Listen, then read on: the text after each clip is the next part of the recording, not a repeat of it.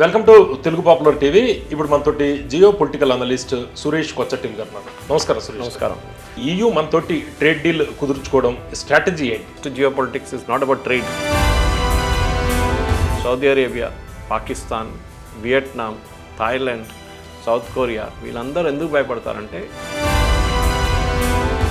EUకి యుఎస్కి ఈ టెన్షన్ వాతావరణంలో ఈ డీల్ చేసుకోవడం ఏంటి? ఇది ఏం మెసేజ్ పంపిస్తుంది? అదే 18 సంవత్సరాల నుంచి మాట్లాడుతున్న ఈ పర్టికులర్ ట్రేడ్ డీల్ ఇప్పుడు ఒక అంటే ఏంటి లాభం ఏంటి? దీనివల్ల ఎంత మార్పులు జరుగుతాయి? ఎలక్ట్రానిక్స్, మన వైపు నుంచి ఎలక్ట్రానిక్స్ చాలా మటుకు ఎలక్ట్రానిక్స్ ఎక్విప్మెంట్ మనం అక్కడ పంపిస్తాం. వాళ్ళ టెక్స్టైల్స్ ఇక్కడ ఒక క్రూషియల్ ఫ్యాక్టర్ వస్తుంది. రష్యా దగ్గర నుంచి ఆయిల్ తీసుకొని ప్రాసెస్ చేసి డీజిల్ మనం యూక్రెయిన్కి అమ్మాము. కార్ రేట్లు కూడా బాగా తగ్గుతాయంట కదా? అదే కార్ని తీసుకొస్తారు, దాని 4 వీళ్ళు ఉండవు, దానికి ఇంజిన్ ఉండదు. అది కొనేటోడుకు మీరు 2 కోట్లు కూడా పెట్టండి అడుగుంటాడు. అవును, because it's an aspirational product. Correct. వియట్నాంలో స్టిక్కర్ మార్చేసి మేడ్ ఇన్ వియట్నాం అని పెట్టి మనకు తీసుకొస్తాం, మనమేమో తక్కువ డ్యూటీలు తీసుకుంటాం దాన్ని. The same trick they playing with Europe also. Lucky Bhaskar type చేసింది చైనా. అదేంటంటే గ్లోబల్ పవర్ సెంటర్గా మనం మారే అవకాశం కనిపిస్తుంది. పవర్ సెంటర్ అని చెప్పలేము. ఇక్కడ థ్రెట్ ఉంది. ట్రంప్ని రేపు ఇంపీచ్ చేయొచ్చు కావాలంటే. అవునా? It can happen. Today was ఒక డెమోక్రటిక్ కాంగ్రెస్ మ్యాన్ ఈ స్టేట్మెంట్ ఇచ్చారు. వీసా మీద చాలా కఠినమైన నిబంధనలు ఉన్నాయి. ఇటువంటి నేపథ్యంలో ఇండియన్స్కి జరగబోయే ప్రమాదం ఏదైనా ఉందా? మనం ఏం చేసామంటే ఆ రూల్ని చాలా మటుకు మనం ఫ్రాడ్ చేసాం. దాన్ని ఒకటి సర్టిఫికేట్ ఫ్రాడ్స్, కానీ 70% H1B ఇండియా వాళ్ళకి ఇష్యూ చేశారు. అది ప్రాబ్లం. ఇప్పుడు US యూనివర్సిటీస్ కూడా వెళ్ళలేకపోతున్నారు, అడ్మిషన్ లేదు. ఈ 70% పడిపోయింది. ఇండియాకి వచ్చేసిన వాళ్ళు మళ్ళీ వెళ్ళాలి అంటే వీసా స్లాట్లు నెక్స్ట్ ఇయర్ దాకా లేవంటే. 36,000 మందిని ఇండియన్స్ని పట్టుకుంటున్నారంట US బార్డర్లో ఇప్పుడు కూడా. ఇంత అయిన తర్వాత కూడా ఇల్లీగల్గా ఎందుకు US ఎంటర్ చేయడానికి ట్రై చేస్తున్నారు? ట్రేడ్ గురించి మాట్లాడాం, సెక్యూరిటీ గురించి మాట్లాడాం. మూడోది మూవింగ్ టాలెంట్ మూవ్ చేయడానికి ఫెసిలిటేట్ చేస్తున్నారు. వీడియో కూడా చాలా మంది చూస్తారు, ఎందుకంటే స్టూడెంట్లు కూడా చాలా చూస్తారు. దీని గురించి చెప్పండి. ఇప్పుడు ఆల్టర్నేట్ US వీసా కాకుండా ఆల్టర్నేట్ డెస్టినేషన్స్ ఏమున్నాయి? Europe definitely with this opening up మీరు యూరోప్కి మనోళ్ళు ఏమేంటంటే తిరిగి రావడం కాదు కదా, అదే ప్రాబ్లం వస్తుంది. ఫస్ట్ మనం అమెరికా చూసాం, అమెరికాకి వెళ్ళిన అందరూ ఆస్ట్రేలియాకి వెళ్ళారు. ఆస్ట్రేలియా పర్మనెంట్ రెసిడెన్సీ వాడిది ఒక్కటే ఏముంది లైఫ్లో. అంటే విదేశీ ఉద్యోగాల గురించి చూస్తున్న స్టూడెంట్లకి వాళ్ళకి మీరు ఏం మెసేజ్ ఇస్తారు? మీరు అంటే షార్ట్ టర్మ్ మీరు ఎక్స్పీరియన్స్ కోసం పని చేసుకొని ఆ పాలసీ, ఆ కంట్రీ పాలసీ ఏముంటుందో మనకు తెలియదు. ఎందుకంటే EU తెర మీదకి తీసుకొస్తుంది US విషయంలో బజూకా. అంటే ఇది సింబాలిక్ థ్రెట్ అనుకోవాలా, లేకపోతే వాళ్ళ చేతిలో ఉన్న ఒక ఎకనామిక్ వెపన్ అనుకోవాలా? ఎకనామిక్ వెపన్ అండి. ఇప్పుడు ఏమైందంటే పాకిస్తాన్ లాంటి చెంచాలు ఉన్నారు కొంతమంది, వాళ్ళకి ఏం లేదు, డబ్బులు లేదు, అడుక్కొని తింటున్నారు వాళ్ళు.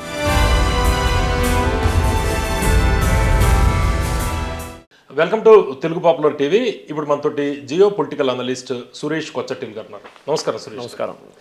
సురేష్ గారు, ఇప్పుడు అమెరికా యూరోప్ మధ్య ఒక కాన్ఫ్లిక్ట్ మనకి నడుస్తుంది, జియో పొలిటికల్ కాన్ఫ్లిక్ట్, లేకపోతే అది పవర్ స్ట్రగుల్ అయి ఉండొచ్చు, ఏదైనా అయి ఉండొచ్చు. అయితే ఇప్పుడు అక్కడ అది జరుగుతుంటే ఇప్పుడు యూరోపియన్ యూనియన్ వాళ్ళు మనతోటి ట్రేడ్ డీల్ కుదుర్చుకోవడం, దీన్ని మోడీ గారు ఇప్పుడు చెప్తుంది మదర్ ఆఫ్ ఆల్ డీల్స్ అని చెబుతున్నారు. అంటే ఇది ఏంటి? EU మనతోటి ట్రేడ్ డీల్ కుదుర్చుకోవడం, దీని వెనకాల ఏంటి స్ట్రాటజీ ఏంటి? ఒకటి, ఏ పొలిటీషియన్ అయినా కానీ, ఏ హెడ్ ఆఫ్ స్టేట్ అయినా కానీ ఒక కన్సిస్టెన్సీ ఉండాలండి. మీరు ఎక్కడ మొదలు పెట్టారు? ఒకరోజు ట్రంప్ అంటాడు పిల్లి నల్లది అంటాడు, నెక్స్ట్ డే అంటాడు కాదు కాదు తెల్లది అంటాడు, మూడో రోజు అంటే కాదు అది గ్రే కలర్ అంటాడు. ఆయనకి కన్సిస్టెన్సీ లేదు. హెడ్ ఆఫ్ స్టేట్ ఉన్నప్పుడు ఒక ఒప్పందం చేసుకున్నప్పుడు ఎవరితోనైనా కానీ మీరు ఆ ఒప్పందాన్ని ఆనర్ చేయాల్సి వస్తుంది. మళ్ళీ ఎందుకు సాయం చేశారు ఒప్పందం లేకుండా? ఆ కాగితానికి విలువ ఉండదు. మళ్ళీ ఇవాళ చూడండి, మనం మాట్లాడుతున్నప్పుడు 5 నిమిషాల ముందు వచ్చిన న్యూస్, నేను స్టూడియోకి వచ్చినప్పుడు ఒక న్యూస్ చూసుకుంటూ వస్తున్నాను. సౌత్ కొరియా మీద టారిఫ్లు పెట్టారంట. దేనికో నాకు తెలియదు, ఇంకా అది డీటెయిల్స్ రాలేదు. ఏదో ఉండొచ్చు, రష్యాతోనో చైనాతోనో ఏదో డీల్ చేసుకుంటూ ఉంటారు. ఆ కోపంతో చేశారు. సౌత్ కొరియాతో పెద్దగా ఒప్పందం చేశారు.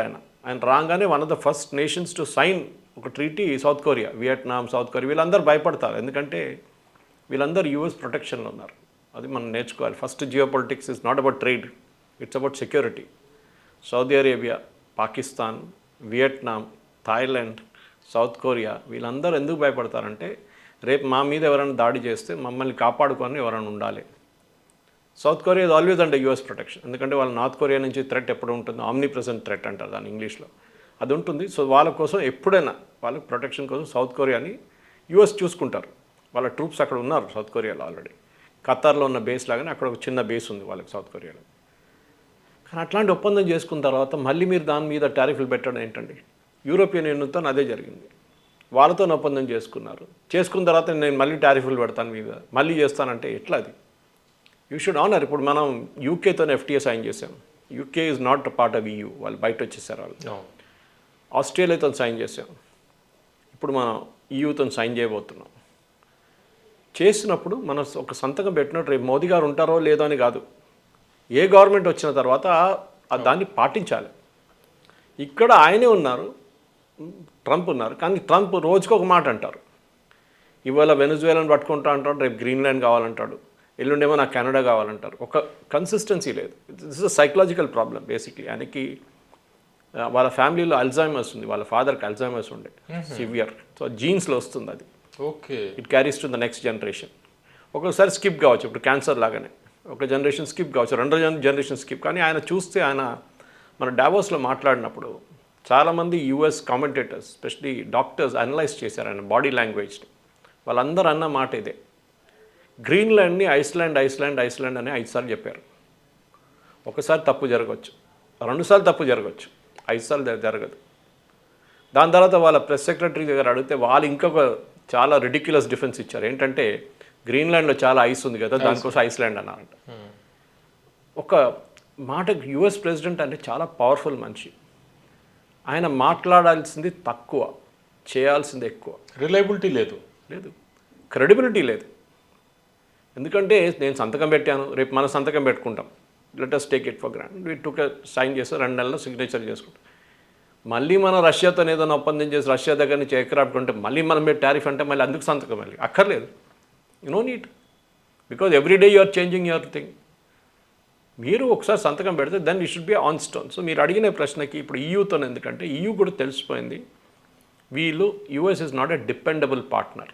సరే వాళ్ళు నేటో అలయన్స్ ఉంది, వాళ్ళకంత ఉంది. మరి నేటోలో కూడా చూడండి, మన డావోస్లో ఎట్లా ఇన్సల్ట్ చేశారు వాళ్ళని. నేటో ఏం చేయలేదు ఆఫ్ఘనిస్తాన్లో, మేమే చేసామని, మేమే అక్కడ వెళ్ళి యుద్ధం చేసాం. యాక్చువల్లీ నేటోలో ఆఫ్ఘనిస్తాన్లో అందరికన్నా ఎక్కువ చనిపోయిన soldiers were from Denmark. Greenland అడుగుతున్నా చూడండి, ఆ డెన్మార్క్. యూకే నుంచి 450 మంది చనిపోయారు సోల్జర్స్. చాలామంది గాయపడ్డారు లైఫ్ థ్రెటనింగ్ ఇంజరీస్తో. అప్పుడు ఏమంటారు? ఇదే అర్థం కావట్లేదు. ఎందుకంటే మీరు యుద్ధం గెలిచాం, మేమే యుద్ధం గెలిచాం, మేమే అన్నీ చేసాం, మేమే చేస్తున్నాం, ఇది మీ మైసెల్ఫ్ కాన్సెప్ట్ వచ్చేస్తుంది ఆయనకి. సెకండ్ వరల్డ్ వార్ మేమే గెలిచాం అంటారు. సెకండ్ వరల్డ్ వార్లో అమెరికా లాస్ట్ ఫేజ్లో వచ్చారు, మీకు గుర్తుంటుంది. పర్ల్ హార్బర్ మీద జపాన్ అటాక్ చేసిన తర్వాతనే వీళ్ళు వచ్చారు. మేము గ్రీన్లాండ్ని మేమే కాపాడుకున్నాం అంటారు. యాక్చువల్లీ గ్రీన్లాండ్ ఎప్పుడు ఆక్యుపై చేయలేదు నాట్సీస్, వాళ్ళు డెన్మార్క్ ఆక్యుపై చేశారు. ఆయనకు ఆ జాగ్రఫీ కూడా మర్చిపోతున్నారు ఆయన.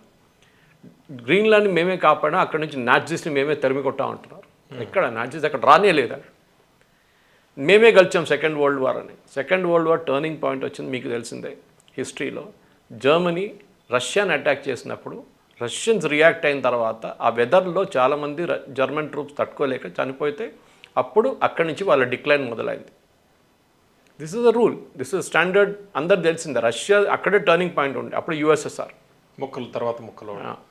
ఇక్కడ మీరు ఎక్కడ తీసుకొస్తున్నారు? హిస్టరీ ఏదో జాగ్రఫీ ఏదో ఆయనకు అసలు సంబంధం లేదు. సో యూరోపియన్ యూనియన్ ఏమంటున్నట్టు మాకు ఒక రిలయబుల్ పార్ట్నర్ ఉండాలి. మేము ట్రేడ్ చేస్తున్నప్పుడు, for example UK trade as per the latest figures మన దగ్గర 24-25 ఉంది, ఇంకా 25-26 కాలేదు అనుకోండి. 130 బిలియన్ అక్కడికి ఇక్కడికి, అంటే మనం ఎక్స్పోర్ట్ చేసిందేమో 75 బిలియన్, రిమైనింగ్ మనం ఇంపోర్ట్ చేసుకున్నాం. సో 136 బిలియన్ మనకి ట్రేడ్ ఉంది between EU and India. So advantage ఏమొస్తుందంటే మనం EUతో సైన్ చేసినప్పుడు ఈ 27 దేశాలు EUలో ఉన్న దాంతో ఒక్కరొక్కరితో వెళ్ళి సంతకం పెట్టక్కర్లేదు. It is for everybody across the board. అంతే, అవును. వాళ్ళకు Currency కూడా ఒకటే కరెన్సీ. కరెక్ట్, వాళ్ళు కూడా మన దేశానికి వాళ్ళ ఎక్స్పోర్ట్స్ పంపిస్తున్నారు, ఒకటే దేశంతో డీల్ చేస్తున్నారు వాళ్ళు. మళ్ళీ స్పెయిన్ వచ్చి సంతకం పెట్టక్కర్లేదు, ఇటలీ వచ్చి సంతకం పెట్టక్కర్లేదు, ఫ్రాన్స్ వచ్చి చేయక్కర్లేదు. Everybody is taken for granted. ఇప్పుడు మీరు ఈ 136 బిలియన్ అని చూశారు చూడండి, దానికి ఒక కాంటెక్స్ట్. మన top most trading partner is US. ఇదే టైంలో 2024లో ఉన్న ఫిగర్స్ చూస్తే $128 బిలియన్. నేను 136 చెప్పాను. అవును. అంటే యుఎస్ కన్నా ఎక్కువ యూ మనతో ట్రేడ్ చేస్తున్నారు. తో మన టాప్ మోస్ట్ ట్రేడింగ్ పార్ట్నర్ అనగానే మనం ఎప్పుడు కూడా యూఎస్ అంటాం, ఎందుకంటే ఒక సింగిల్ కంట్రీగా డీల్ చేస్తున్నప్పుడు US is the biggest trading partner. Right. కానీ యూ అనగానే ఒక కంట్రీ కాదు కదా, it's union of countries. So మనం ఒక్క కంట్రీకి అది క్రెడిట్ ఇవ్వలేము. సో దానికోసం ఇప్పుడు కూడా US is the number 1 trading partner అంటాం. Number 2 is China. చైనా నుంచి మనకి ఇంపోర్ట్స్ ఎక్కువ, ఎక్స్పోర్ట్స్ తక్కువ చాలా మటుకు. ఎందుకంటే బిట్వీన్ 1980 అండ్ 2015 మనం మార్కెటింగ్ మన వైపు నుంచి ఉన్న మ్యానుఫ్యాక్చరింగ్ సెక్టర్ మొత్తం పోయింది మన చేతి నుంచి. We never did anything. అది మన తప్పు కూడా కాదు, అది ఓవరాల్ లోకంలో మీరు చూస్తే even US lost it. Steel కానీ, కార్ మ్యానుఫ్యాక్చర్ కానీ, ప్రతి ప్రోడక్ట్, ఫార్మస్యూటికల్స్ కానీ వీళ్ళందరూ చైనా హైజాక్ చేసి తీసుకెళ్ళిపోయారు. ఈవెన్ రేర్ ఎర్త్స్ చూడండి, లాస్ట్ 10 సంవత్సరాల నుంచి వాళ్ళకి తెలుసు రేర్ ఎర్త్ ప్రాబ్లం రాబోతుందని చెప్పి ఆఫ్రికా కానీ, మయన్మార్ కానీ చాలా దేశాల దగ్గర వాళ్ళు ఒప్పందం చేసుకొని తీసుకొచ్చి పెట్టుకున్నారు వాళ్ళ దగ్గర. వాళ్ళ రేర్ ఎర్త్స్ ఎక్స్ప్లాయిట్ చేయలేదు వాళ్ళు చైనాలో, ఇప్పుడు చేస్తున్నారు. వాళ్ళు తీసుకొచ్చి పెట్టుకున్నారు. ఇప్పుడు మనం వెళ్ళి దేవుడు ఆడుతాం, మనకు అఫ్కోర్స్ మన దగ్గర ఉన్న మనకు ఉన్నాయి, మనకు అక్కర్లేదు. We are I think the 4th or 5th largest rare earth country in the world. అది కూడా కాకుండా మనం చాలా మటుకు ఒప్పందం చేసుకున్నాం ఆఫ్రికన్ నేషన్స్తో. మనం కూడా చైనా లాగా సిగ్నేచర్ చేసుకుని మనం కూడా కొంచెం తవ్వి తీసుకొస్తున్నాం. That is not the point. The point ఏంటంటే ఇప్పుడు ఈ రిలయబిలిటీ రాకుంటే యూరోపియన్ యూనియన్ ఏమంటున్నారు, మేము ఎవరితో ట్రేడింగ్ చేయాలి? ఈయన ఒక్కటంటారు ఇవాళ, రేపు అదంటాడు, మళ్ళీ నేను టారిఫ్ పెడతా అంటాడు, మళ్ళీ గ్రీన్లాండ్ మీద మాట్లాడితే మళ్ళీ టారిఫ్ పెడతా అంటున్నాను. అంటే ఈయూకి యుఎస్కి ఈ టెన్షన్ వాతావరణంలో ఈ డీల్ చేసుకోవడం ఏంటి? ఇది ఏం మెసేజ్ పంపిస్తుంది? అదే, ఎందుకంటే ఈ పర్టికులర్ ఒప్పందం ఇప్పుడు ఇవాళ సంతకం అయితే పెట్టట్లేదు. యాజ్ వీ స్పీక్ హైదరాబాద్ హౌస్లో మీటింగ్ నడుస్తుంది. మీటింగ్ అయిన తర్వాత ఒక స్టేట్మెంట్ ఉంటుంది, జాయింట్ స్టేట్మెంట్. అది కాకుండా సాయంత్రం 4 గంటల బహుశా 4:30కు Piyush Goyal, commerce secretary and foreign affairs spokespersons, foreign secretary, వీళ్ళిద్దరు ముగ్గురు మాట్లాడతారు ప్రెస్ కాన్ఫరెన్స్. దాంట్లో డీటెయిల్స్ ఇస్తారు ఏమేమి చేయబోతున్నారు. దీని తర్వాత ఇది యూరోపియన్ పార్లమెంట్కి వెళ్తుంది. యూరోపియన్ పార్లమెంట్లో దీన్ని పాస్ చేయాల్సి వస్తుంది. దానికన్నా ముందు ఒక లీగల్ వెట్టింగ్ ప్రాసెస్ అని ఉంది. అంటే లీగల్గా మనం కూడా చెక్ చేస్తాం, వాళ్ళ వైపు నుంచి కూడా చెక్ చేస్తాం. ఈ పర్టిక్యులర్ థింగ్ మనం 20 సంవత్సరాల నుంచి మాట్లాడుకుంటూ పోతున్నాం. 20 సంవత్సరాలు అయింది, టెక్నికలీ 18 years. 18 సంవత్సరాల నుంచి మాట్లాడుతున్న ఈ పర్టిక్యులర్ ట్రేడ్ డీల్ ఇప్పుడు ఒక క్లోజర్కి వచ్చింది. అంటే మెటీరియలైజ్ అవ్వడం, అంటే దాని ఫలాలు, దాని బెనిఫిట్స్ రావడం ఎంత టైం పడుతుంది? ఇంకో సంవత్సరం పడుతుంది. నెక్స్ట్ జాన్లో ఇది అయిపోతుంది. అంటే దానికన్నా ముందు కూడా యూరోపియన్ పార్లమెంట్ పాస్ చేశారనుకోండి, జరగదు చేస్తే తొందరగా అవ్వదు. మనం కూడా మన వైపు నుంచి లీగల్ పాయింట్స్ అన్నీ క్లియర్ చేసి పంపించే ఒప్పందం అయితే అయిపోయింది. ఇప్పటి నుంచి ఏమవుతుందంటే చిన్న చిన్న పాయింట్స్ ఉంటుంది. అరే ఇది మనం చూడండి, ఇది $1, €1 ఇట్లా అయిపోయింది, ఇక్కడ అయిపోయింది, ఇది ఒకటి మనం మాట్లాడలేదు, ఈ పాయింట్ మర్చిపోయాం, ఇది కూడా యాడ్ చేసుకుందాం. So already between Piyush Goyal and European commissioners 10 మీటింగ్లు జరిగినాయి ఇప్పుడు దాకా, 2025 నుంచి. ఇదంతా మొదలైంది ట్రంప్ మన మీద టారిఫ్ పెట్టిన తర్వాతనే మొదలైంది ఇదంతా. అంటే మదర్ ఆఫ్ ఆల్ డీల్స్ అనేది చాలా పెద్ద పదం. అంటే మదర్ ఆఫ్ ఆల్ డీల్స్ అంటే చాలా పెద్ద ఒప్పందంగా దీన్ని అభివర్ణిస్తారు. ఎందుకంటే అంటే ఏంటి లాభం ఏంటి దీనివల్ల? ఎంత మార్పులు జరుగుతాయి ఎకానమీలో? ఏదైనా ఒక బూస్ట్ అవుతుందా ఇది? కరెక్ట్. మన వైపు నుంచి యూరోప్కి పంపించే ఎక్స్పోర్ట్స్లో పెట్రోలియం నంబర్ 1. అవును, అది చాలా స్మార్ట్ మూవ్ అండి. ఇవాళ కూడా యాజ్ వీ స్పీక్ యూరోప్ మీద అమెరికన్ ఆఫీషియల్స్ కొంచెం అక్యూజేషన్స్ చేశారు. మళ్ళీ యూరోప్ ఇండియా దగ్గర నుంచి ఆయిల్ కొంటున్నారు, రష్యన్ ఆయిల్ కొంటున్నారు అని చెప్పి. ఇప్పుడు ఈ రోజు ఆలోచించండి, ఇట్లాంటి డీల్ రాబోతున్నప్పుడు కూడా అదే అక్యూజేషన్ చేస్తున్నారు. రష్యా ఆయిల్ కొనుక్కుంటున్నారు యూరోప్, మేము ఇండియా మీద టారిఫ్ పెట్టాం కానీ మీరు ఓన్లీ కొనుక్కుంటున్నారు ఇండియా దగ్గర అని చెప్పేసి. అది మనం చేసిన పని కరెక్ట్. అది బైడెన్ చెప్పిన తర్వాత మనం చేసాం, ఇప్పుడు చేయలేదు. బైడెన్ ఎరాలోనే మొదలైంది రష్యన్ ప్రాబ్లం. వాళ్ళకి రష్యాని మొత్తం మార్కెట్ నుంచి బ్లాక్అవుట్ చేసినప్పుడు 3 దేశాలు కొన్నది వాళ్ళ దగ్గర. ఒకటి చైనా, ఒకటి ఇండియా, మిగతా యూరోప్ గ్యాస్ కొనుక్కుంటారు మోస్ట్లీ. మన వైపు నుంచి మనం ఏం చేసామంటే ఆ ఆయిల్ తెచ్చుకొని జామ్నగర్ లాంటి రిఫైనరీలో ప్రాసెస్ చేసి రిలయన్స్ లాంటిది నియారా లాంటి కంపెనీలు ప్రాసెస్ చేసి మనం యూరోప్కి అమ్మాము. అది కొంత మటుకు మనం యూఎస్ కూడా అమ్మాము, చాలా దేశాలకి అమ్మాము మనం, including Ukraine. That's irony of it. Russia దగ్గర నుంచి ఆయిల్ తీసుకొని ప్రాసెస్ చేసి డీజిల్ మనం యూక్రెయిన్కి అమ్మాము. ఆలోచించండి. తర్వాత వాళ్ళకి తెలిసిందట, నవంబర్లో తెలిసింది వాళ్ళకి, అరే మా మీద బాంబులు పడేస్తున్నాడు, మేమే వాళ్ళకి డబ్బులు ఇస్తున్నాం త్రూ ఇండియా ఇండైరెక్ట్లీ అని చెప్పి. ఎనీవే, సో ఈ పర్టికులర్ దాంట్లో మన దగ్గర నుంచి ఎక్స్పోర్ట్ చేసే పెట్రోలియం ఇప్పుడైతే తగ్గింది కొంచెం, ఎందుకంటే చాలా మటుకు ఈ యూఎస్ మన మీద పెట్టిన శాంక్షన్ తర్వాత మనం తగ్గించుకుంటూ వస్తున్నాం పర్ మంత్ రష్యా నుంచి కొనే ఆయిల్ అన్నమాట. రెండవది మనం ఎలక్ట్రానిక్స్, మన వైపు నుంచి ఎలక్ట్రానిక్స్, చాలా మటుకు ఎలక్ట్రానిక్స్ ఎక్విప్మెంట్ మనం అక్కడ పంపిస్తాం వాళ్ళ. టెక్స్టైల్స్ ఇక్కడ ఒక క్రూషియల్ ఫ్యాక్టర్ వస్తుంది. ఈ టెక్స్టైల్స్లో మన కాంపిటీటర్స్ ఈ మేజర్ ఈ ఫీల్డ్లో ఉన్నది బంగ్లాదేశ్, కొంత మటుకు థాయిలాండ్ అండ్ వియట్నాం. ఈ 3 దేశాలు ఆల్రెడీ ఒప్పందం చేసుకున్నారు ఈయూతోని. వాళ్ళకి ఇప్పుడు 0% టారిఫ్, 0%. మనకేమో 15% ఉంది. ఇప్పుడు ఫస్ట్ ఈ ఒప్పందం వచ్చేసి షిప్పింగ్ అంట, అది ఈ ఒప్పందం వచ్చిన తర్వాత 2027లో దీన్ని యాక్టివేట్ అయినప్పుడు మనకు కూడా 0%కి వచ్చేస్తుంది. ఇంకా 10 నెలలు మనం సహించాల్సింది, ఏం చేయలేము ఇప్పుడు. ఎందుకంటే చాలా మటుకు మన యూఎస్ వైపు కూడా పోయింది లాస్ ఆఫ్ బిజినెస్, యూరోప్ వైపు తిప్పేస్తున్నాము అనుకున్నాం మనం. అది జరగవచ్చు. ఇప్పుడు అన్ఫేర్ అడ్వాంటేజ్ ఇప్పుడు ఉన్నాయి బంగ్లాదేశ్. కానీ బంగ్లాదేశ్ ప్రాబ్లం ఏంటంటే బంగ్లాదేశ్కి రా మెటీరియల్ లేదు. ఓకే, టెక్స్టైల్ తయారు చేయాలంటే మీకు రా మెటీరియల్ కావాలి, కాటన్ కావాలి, మిగతా మెటీరియల్ కావాలి, పాలిస్టర్ కావాలి. అది లేదు బంగ్లాదేశ్. అది ఇండియా దగ్గర నుంచి కొనుక్కుంటుండే వాళ్ళు. మనం ఏం చేసాం, లాస్ట్ 6 నెలల్లో వీళ్ళతో గొడవ జరిగినప్పుడు మనం అది బంద్ చేసి పడేసాం. ఇప్పుడు నిన్ననే ఒక స్టేట్మెంట్ వచ్చింది Bangladesh apparel and textile manufacturing association దగ్గర నుంచి, మా ఫ్యాక్టరీలన్నీ ఇంకొక నెల తర్వాత మూతపడిపోతుంది, మాకు మెటీరియల్ దొరకట్లేదు, మాకు కాస్ట్ ఎక్కువైంది, మాకు పవర్ కట్స్, రెగ్యులర్గా పవర్ కట్స్ వస్తుంది, ఇప్పుడు మేము ఆర్డర్స్ ఫుల్ఫిల్ చేయలేకపోతున్నాం అని ఒక స్టేట్మెంట్ ఇష్యూ చేశారు. ఆలోచించండి. So here is an advantage for India. Ludhiana కానీ తిరుపూర్ కానీ ఇట్లాంటి ప్లేసెస్ నుంచి మొన్ననే వాళ్ళు ఒక స్టేట్మెంట్ ఇచ్చారు. వైస్ ప్రెసిడెంట్ రాధాకృష్ణన్ గారికి ఒక రిప్రజెంటేషన్ ఇచ్చారు, మా ఇండస్ట్రీ చాలా లాసెస్ ఫేస్ చేస్తున్నాను. కరెక్ట్. అది మన వైపు రొయ్యలు అమ్మే నెల్లూరు వైపు నుంచి, ఆ వైపు ఆంధ్ర వైపు నుంచి ఉన్న ఎక్స్పోర్ట్స్ ఉన్నాయి ఫ్రోజన్ ఫుడ్స్, అది కూడా చాలా మటుకు దెబ్బతింది. దీన్ని అన్నీ షిఫ్ట్ చేయొచ్చు ఇప్పుడు మనం మెల్లగా. ఆల్రెడీ చేస్తున్నాం చాలా మటుకు, యూకేతో చేస్తున్నాం మనం. ఇదే యూరోప్కి వచ్చేస్తే మనం ఒకటేసారి 27 మార్కెట్స్ ఓపెన్ అయిపోతుంది మనకి. కార్ రేట్లు కూడా బాగా తగ్గుతాయంట కదా. అదే, అది అక్కడి నుంచి ఇక్కడికి వచ్చేది ఇంపోర్ట్స్. అంటే ఏమవుతుందంటే ఇప్పుడు దాకా ఈ యూకే కానీ మిగతా EU నేషన్స్కి ప్రాబ్లం ఎక్కడ వచ్చిందంటే వాళ్ళు లో వాల్యూ కార్స్ ఇండియాలో అమ్మలేకపోతున్నారు. ఇక్కడ మన సుజుకి కానీ హ్యూండాయ్ కానీ టాటా లాంటి వాళ్ళు ఆ మార్కెట్ క్యాప్చర్ చేసుకున్నారు. 5 లక్షల 10 లక్షల 15 లక్షల కార్లు వాళ్ళ దగ్గర ఆ వాల్యూ కార్లు లేవు అమ్మడానికి. వాళ్ళ దగ్గర ఉందంతా 20 లక్షలు 25 లక్షలు 30 లక్షలు కోటి రూపాయల కార్లు ఉన్నాయి వాళ్ళ దగ్గర. It may be BMW, it may be Audi, it may be Mercedes Benz, ఇట్లాంటి కార్స్ ఉన్నాయి వాళ్ళ దగ్గర. ఇదే BMW ఇండియాలో తయారవుతుంది, we still selling it from. ఇదే మర్సిడీస్ ఇండియాలో తయారవుతుంది, ప్రాబ్లం లేదు. కానీ హై ఎండ్ కార్స్, దానికన్నా హై ఎండ్ ఉన్న కొన్ని మోడల్స్ అక్కడే ఉండిపోతుంది. అది వాళ్ళు తీసుకొచ్చి ఇక్కడ అమ్మొచ్చు, దానికి మార్కెట్ ఉంది.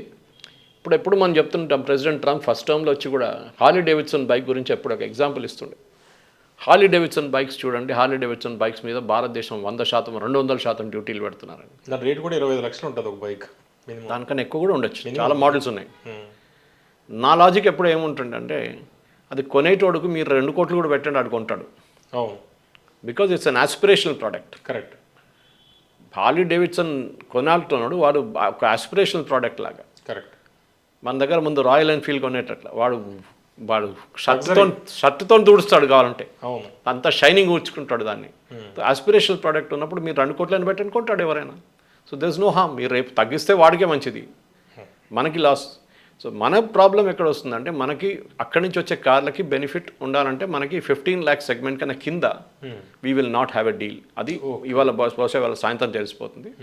కానీ లీక్డ్ కొన్ని ఇండికేషన్స్ వచ్చింది ఆల్రెడీ. 10% నుంచి 40% వచ్చేస్తుంది. But that is only for the high value cars, luxury, that to limited quantity per year, ఒక కోటా పెడుతున్నారు.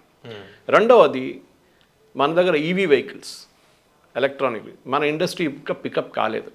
ఎస్పెషలీ మనకి బ్యాటరీ ఛాలెంజెస్ చాలా ఉన్నాయి. మన దగ్గర బ్యాటరీ మ్యానుఫ్యాక్చరింగ్ ఇంకా చైనా మీద డిపెండెంట్ అయి ఉన్నాం మనం చాలా మటుకు. యూరోప్ నుంచి కూడా టెక్నాలజీ తెచ్చుకోవచ్చు మనం. సో ఈవీ స్టేషన్స్ కూడా తక్కువ ఉన్నాయి, ఈవీ స్టేషన్స్. కానీ ఇప్పుడు అన్నీ కొంచెం ర్యాంపప్ అయింది అనుకోండి. మొన్న నేను ట్రావెల్ చేశాను, ఎక్కడ మన కల్బుర్గికి వెళ్తే చూశాను, చాలా మటుకు ఆన్ ద వే ప్రతి పెట్రోల్ బంక్లో ఉంది. అవును. కానీ ఆ బ్యాటరీ కాస్ట్, బ్యాటరీ లైఫ్ చాలా పెద్ద క్వశ్చన్ అనమాట ఇప్పుడు. అది ఇంకొక 5 సంవత్సరాల తర్వాతనే మన మొబైల్ ఫోన్ లాగా, ముందు మొబైల్ ఫోన్ వచ్చినప్పుడు ఒక మొబైల్ ఫోన్ లైఫ్ ఒక 5-6 సంవత్సరాల తర్వాత పోతుండే. ఇప్పుడు చూడండి కొంతమంది 10 సంవత్సరాలు కూడా వాడుకుంటారు మొబైల్ ఫోన్ ప్రాబ్లం లేకుండా, కాస్ట్ కూడా తగ్గింది. So same thing will happen to electronic vehicles also in India. మీరు ఇప్పుడున్న కాస్ట్ కాదు, చాలా తగ్గిపోతుంది కాస్ట్, కానీ దానికి టైం పడుతుంది, 5 నుంచి 10 సంవత్సరాలు పడుతుంది. అంటే సురేష్ గారు, ఇప్పుడు చైనా తోటి డిపెండెన్సీ తగ్గించుకోవడానికి EU మనతోటి డీల్ చేసింది అనుకోవాలా? అంటే ఆల్టర్నేటివ్ మ్యానుఫ్యాక్చరింగ్ హబ్గా ఇండియాని ప్రొజెక్ట్ చేయబోతుంది. మ్యానుఫ్యాక్చరింగ్ అంటే ఇప్పుడు 6,000 కంపెనీలు ఉన్నాయండి ఇండియాలో, EU కంపెనీస్.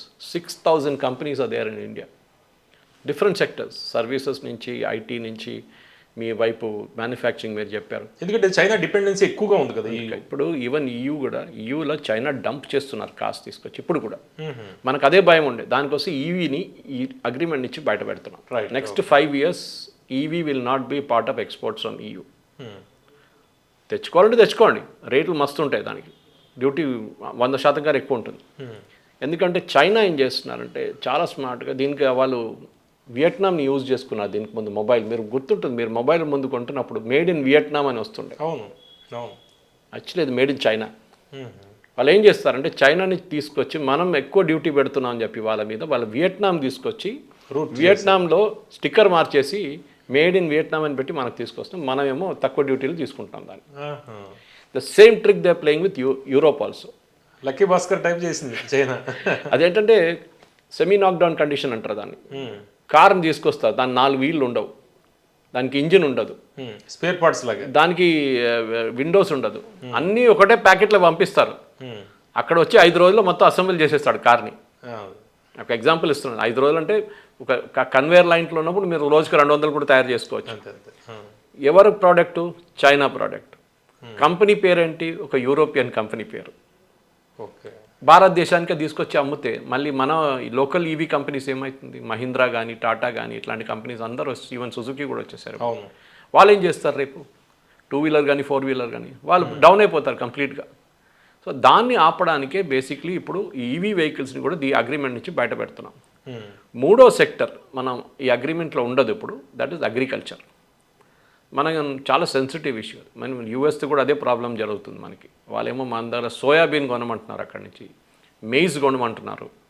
అది కాకుండా పప్పు, మన దగ్గర ఉన్న పప్పులన్నీ వాళ్ళ దగ్గర చాలా ప్రొడ్యూస్ అవుతాయి, అది వాళ్ళ రేట్ తక్కువ. వాళ్ళు కూడా హెవీ సబ్సిడీస్ ఇస్తారు యూఎస్ గవర్నమెంట్. అది కాకుండా వాళ్ళ మెకనైజేషన్ చాలా హై, వాళ్ళ దగ్గర మనుషులు తక్కువ, మెకనైజేషన్ ఎక్కువ, దాంతో వాళ్ళ కాస్ట్ తగ్గిపోతుంది. మనం ఏమంటున్నాం, మన అగ్రికల్చర్ సెక్టర్ని మనం ప్రొటెక్ట్ చేయాలి. మన రైతులు 60% మంది మన దేశంలో ఎప్పుడు కూడా మీకు తెలిసిందే డిపెండెంట్ ఆన్ అగ్రికల్చర్.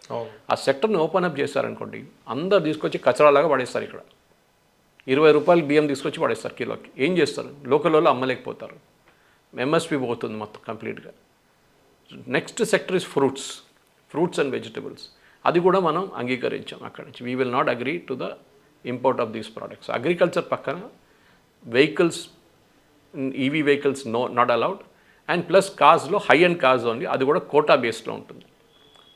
బహుశా ఇంకో 2 సంవత్సరాల తర్వాత ఈ కోటా కొంచెం పెరిగి, ఇప్పుడు ఫర్ ఎగ్జాంపుల్ 20,000 కార్లు పెట్టుకున్నాను అనుకోండి, Mercedes Benz can sell only 20,000 cars, high and cars in India. దాని తర్వాత సంవత్సరం తర్వాత దాన్ని 25గా పొడిగించవచ్చు, మళ్ళీ 30 చేయొచ్చు. దాన్ని నడుస్తూనే ఉంటుంది అనమాట. ఈ పరిస్థితికి వచ్చినప్పుడు మీరు అడిగారు విన్ విన్ సిచ్యువేషన్ ఉంటుందా అంటే ఎస్. ఎందుకంటే టెక్స్టైల్ గురించి చెప్పాను నేను. దాని తర్వాత జెమ్స్ అండ్ జ్యువెలరీ, మనకి ఇప్పుడు యూఎస్ శాంక్షన్స్ వచ్చిన తర్వాత మన సెక్టర్స్ చాలా హిట్ అయింది gems and jewellery. Especially Surat లాంటి ప్లేస్ నుంచి జెమ్స్ పాలిష్ చేసి యూజువల్లీ యూఎస్ పంపిస్తారు. ఆ మార్కెట్ దెబ్బతినేది పెద్దగా. దాన్ని యూరోప్ వైపు మలుపుతే మనకి కొంచెం బెనిఫిట్ వస్తుంది అక్కడి నుంచి కూడా.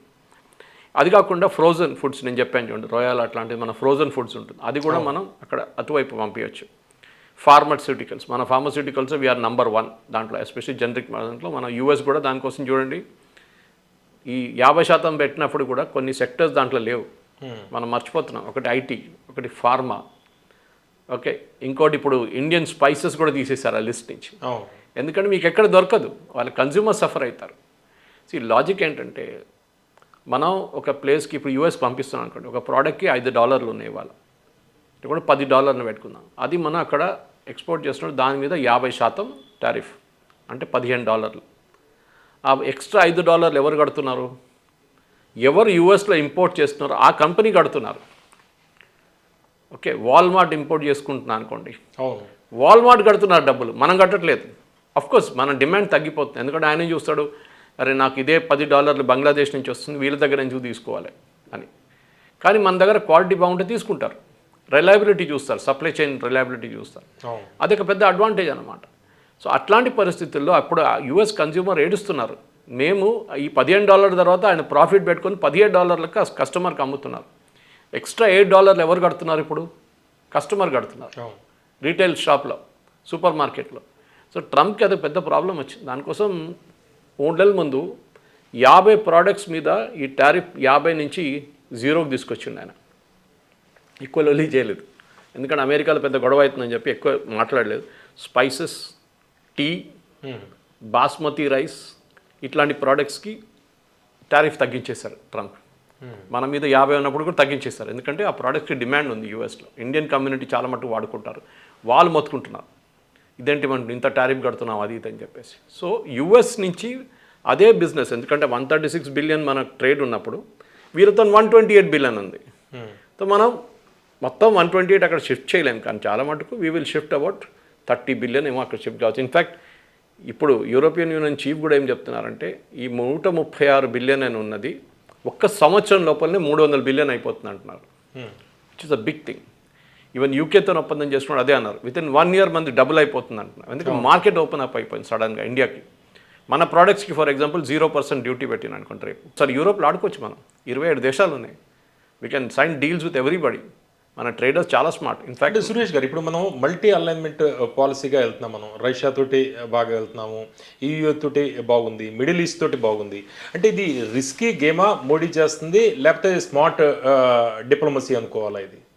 ఇంటర్నేషనల్ డిప్లొమసీలో పాలిటిక్స్లో కూడా అంటారండి, there are no permanent friends and no permanent enemies. శాశ్వత శత్రువులు శాశ్వత మిత్రులు ఉండరు. ఇప్పుడు చూడండి, యుఎస్ రష్యాని తిట్టట్లేదు వార్లో, జెలెన్స్కీని తిడుతున్నారు. అవును. ఆయన పిలిచి అప్పుడప్పుడు క్లాస్ తీసుకుంటున్నాడు ట్రంప్, ఎందుకంటే రష్యాతో చేయలేము వాళ్ళకి. యూరోప్కి వీళ్ళకి గ్యాప్ రావడానికి కారణం అదే కదా. అదే కదా. సో నేటో వచ్చి అక్కడ కూర్చుంటే వాళ్ళు అంగీకరించారు కదా. అవును. అదే ప్రాబ్లం. రేపు బంగ్లాదేశ్లో పాకిస్తాన్ వచ్చి కూర్చుంటే మనం అంగీకరించాం, అది సేమ్ ప్రాబ్లం రష్యా హ్యాడ్. మీరు నేటోని తీసేసేయండి, నేను ఆ ప్రాబ్లం అయిపోతుంది అన్నారు. రష్యన్ స్పీకింగ్ ఏరియాస్ ఉంది, అది మాకు కావాలి, మా రష్యన్ మాట్లాడే వాళ్ళు ఉన్నారు యుక్రెయిన్లో, ఆ ఏరియాలో మాకు కావాలన్నారు, ఇవ్వరన్నారు, పట్టుకున్నారు, వెళ్ళి మొత్తం గుంజేసుకున్నారు, అంతే, సింపుల్ యాజ్ దట్. సో ఇప్పుడున్న పరిస్థితుల్లో మోదీ గారు ఒక బ్యాలెన్సింగ్ యాక్ట్ చేస్తున్నారు. మోదీ గారిని ఒకరే కాదు, ఇప్పుడు చూడండి యూరోపియన్ యూనియన్ మన దగ్గరికి ఎందుకు వచ్చారు, మన అక్కడ వెళ్ళేది ఎక్కువ, వాళ్ళు ఇక్కడికి వచ్చారు, ఎందుకంటే వాళ్ళు తెలిసిపోయింది రేపు మా ప్రోడక్ట్స్ యూఎస్కి వెళ్ళకపోతే. ఫర్ ఎగ్జాంపుల్ వైన్స్ తీసుకుందాం, ప్రెసిడెంట్ ట్రంప్ మెక్రాన్ని థ్రెటన్ చేసింది మన డావోస్లో, మీకు గుర్తుంటుంది, 200% పెట్టేస్తాను వైన్ల మీద, షాంపెయిన్ల మీద, ఎందుకంటే ఆ డిమాండ్ ఉంది యూఎస్లో. షాంపెయిన్ అని product, it's sparkling wine technically speaking. అది ఫ్రాన్స్లో ఉన్న షాంపెయిన్ అని ఒక ఏరియాలో ప్రొడ్యూస్ చేసిన దానికి ఆ పేరు పెట్టచ్చు. మిగతా ఎక్కడైనా స్పార్క్లింగ్ వైన్ అంటారు, you cannot call it champagne. మన దగ్గర కూడా ఉంటుంది, GI ట్యాగ్ ఉంటుంది. తిరుమల లడ్డుని తిరుమలలో తయారు చేసిన తిరుమల లడ్డునే తిరుమల లడ్డు అని చెప్తాం మనం. అది మీరు చెన్నై ఎయిర్పోర్ట్లో కొంటే అది ఆ లడ్డు కాదు, అది అక్కడ లడ్డూనే ఉంటుంది అంతే. Same thing with other Bidri products, కానీ మన చాలా మటుకు మన GI ట్యాగ్స్ ఉన్న ప్రోడక్ట్స్ ఉంటుంది, ఇంక్లూడింగ్ హలీబ్, దట్ ఇట్ ఆ ఏరియాలో తయారుగా. ఇప్పుడు ఏమంటున్నారు, నేను వేసేస్తాను 200%. ఎక్కడ అమ్ముతారు మళ్ళీ? భారతదేశంలో అమ్ముతున్నారు. బట్ భారతదేశంలో లిక్కర్ రేట్ చాలా ఎక్కువ, అక్కడి నుంచి బయటికి వచ్చేది, ఎందుకంటే మన లోకల్ సెక్టర్ని ప్రొటెక్ట్ చేస్తున్నాం. మన దగ్గర కూడా చిన్న చిన్న వైన్, సూలా లాంటిది చాలా మటుకు పూణే వైపు వైన్ యార్డ్స్ చాలా ఉంది. సరే, మనం రేపు తగ్గించేసి మనం 20-30% తీసుకొచ్చాము, డిమాండ్ పెరుగుతుంది. ఎస్, ఫ్రెంచ్ వైన్ది డిమాండ్ పెరుగుతుంది. సో డెఫినెట్లీ ఇట్లాంటి చాలా సెక్టర్, మనకు బెనిఫిట్ ఉన్నది, వాళ్ళకి బెనిఫిట్ ఉన్నది. సో అది చూసి ఇప్పుడు మనం ఫర్ ఎగ్జాంపుల్ మనం యూకేతో FTA సైన్ చేసినప్పుడు, ఫ్రీ ట్రేడ్ అగ్రిమెంట్ సైన్ చేసినప్పుడు, వాళ్ళ స్కాచ్ విస్కీ మీద మనకు రెస్ట్రిక్షన్ పెట్టాం, నెక్స్ట్ 5 సంవత్సరాలు మాట్లాడకండి దాని గురించి, దాని తర్వాత చూద్దామని చెప్పాం మనం. బహుశా షాంపెయిన్ కూడా అదే లిస్ట్లో వస్తుందేమో అనుకుంటాను, కానీ మనకు తెలియదు. ఇవాళ సాయంత్రం లేకుంటే రేపు పొద్దున్న దాకా దీని డీటెయిల్స్ వచ్చిన తర్వాత, as we record this programme, ఉండొచ్చు. బట్ వీ హ్యావ్ ఓవరాల్ చూస్తే ఏంటంటే, మనకి ఉన్న బెనిఫిట్స్ చాలా మటుకు నేను చెప్పిన సెక్టర్స్లో బెనిఫిట్ ఉంది ఒకటి. వాళ్ళు కూడా అదే చూస్తున్నారు, వాళ్ళ వైపు నుంచి ఎక్కడికి అమ్మొచ్చు. Because we are a nation of 140 crore people, తక్కువేం కాదు మన మార్కెట్ చాలా హ్యూజ్. ఇన్ఫ్యాక్ట్ మనము యూరోపియన్ యూనియన్ కలిస్తే 20% ఆఫ్ వరల్డ్స్ జీడిపి దీంట్లో ఉంటుంది. చాలా పెద్ద ఫిగర్ అది. గ్లోబల్ పవర్ సెంటర్గా మనం మారే అవకాశం కనిపిస్తుంది, ఎందుకంటే అన్ని ప్రాంతాలతోటి కూడా మనం సఖ్యతతోటి ముందరికి వెళ్తున్నాం. పవర్ సెంటర్ అని చెప్పలేము, స్ట్రాటజిక్ పార్ట్నర్ అని చెప్పాలి. ఓకే, ఒక రిలయబుల్ పార్ట్నర్. మేము మాట ఇస్తే మాటకు విలువ ఉంటుంది. ఇవాళ చెప్పిన మాట రేపు మార్చం. సంతకం పెడితే సంతకం పేపర్కి వాల్యూ ఉంటుంది. ట్రంప్ అది కాదు, సంతకం పెడతాడు దానికి వాల్యూ ఉండదు, మళ్ళీ టారిఫ్ అంటాడు రేపు ఏమనంటే. సో రిలయబిలిటీ చూస్తున్నారు వాళ్ళు.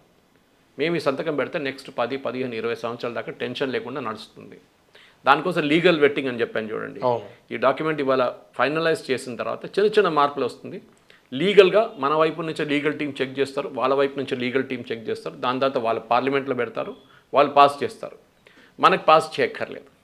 ఇన్ఫ్యాక్ట్ కొన్ని నియమాలు వాళ్ళ దాంట్లో యూరోపియన్ యూనియన్లో వాళ్ళ ప్రతి స్టేట్ పాస్ చేయాల్సి వస్తుంది. స్టేట్ అంటే వాళ్ళ దాంట్లో కంట్రీ.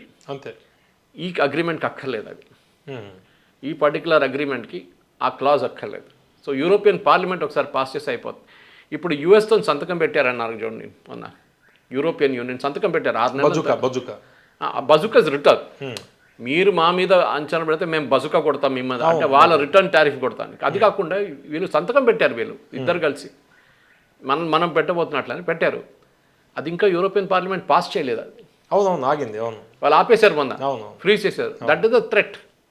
సో మన వైపు నుంచి ఇప్పుడు ఐ థింక్ వీళ్ళు జనవరి అని చెప్తున్నారు, కానీ నా అంచనా ప్రకారం లీగల్గా క్లియర్ అయిపోతే నెక్స్ట్ 3 నెలల్లో లీగల్గా మొత్తం క్లియర్ చేసుకుంటే లీగల్ టీం, మన లీగల్ టీం వాళ్ళ లీగల్ టీం కూర్చొని క్లియర్ చేసేస్తే బహుశా ఆగస్ట్ సెప్టెంబర్లోనే ఈ యూరోపియన్ పార్లమెంట్ దీన్ని పాస్ చేయవచ్చు. అంటే సురేష్ గారు, ఇప్పుడు రష్యా తోటి అంటే రష్యా ఉక్రెయిన్ ఈ గొడవల నేపథ్యంలో రష్యా తోటి మనం ఇంపోర్ట్స్ ఇవన్నీ ఆయిల్ ఇవన్నీ కూడా పెరిగేటప్పటికి యుఎస్ కొన్ని ఆంక్షలు ఇవన్నీ కూడా బెదిరింపులు చేస్తుంది. ఇప్పుడు ఈయూకి ఆల్రెడీ యుఎస్కి కొంత క్లాషెస్ ఉన్నాయి. ఇప్పుడు మనకి దగ్గర అవుతున్న నేపథ్యంలో అమెరికా దీన్ని ఎట్లా చూస్తుంది ఈ పరిణామాలని?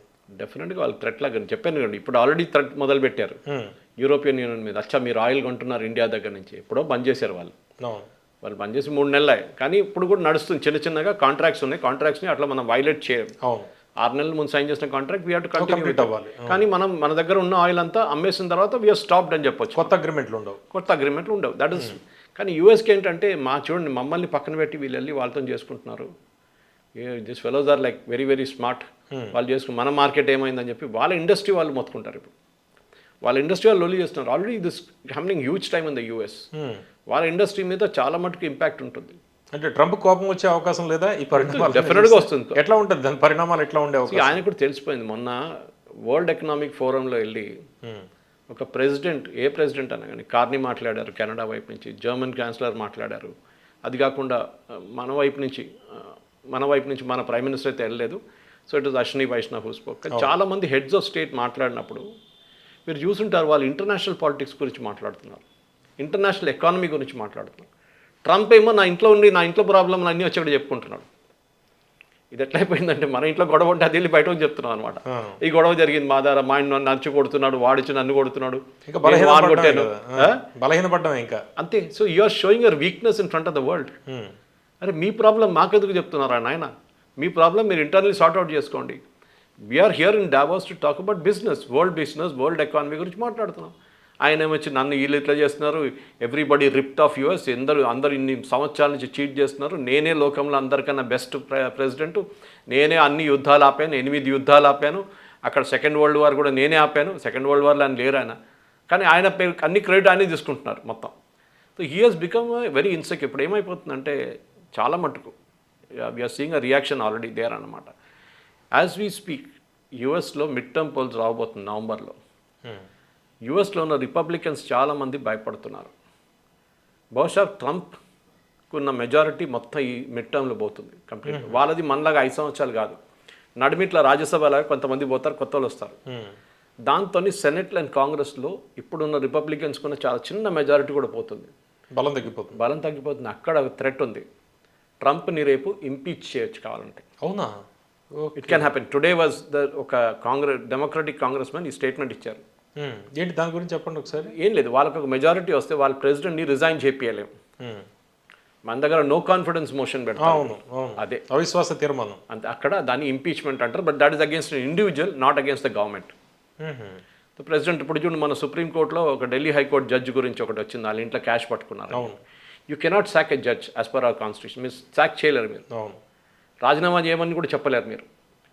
సో ఏం చేస్తారు, పార్లమెంట్లో ఒక ప్రమాణం తీసుకొచ్చి, ఒక సిచ్యువేషన్ తీసుకొచ్చి, ఒక స్టేట్మెంట్ తీసుకొచ్చి, ఒక రెజల్యూషన్ తీసుకొచ్చి దాన్ని పాస్ చేస్తారు, ఇంపీచ్మెంట్.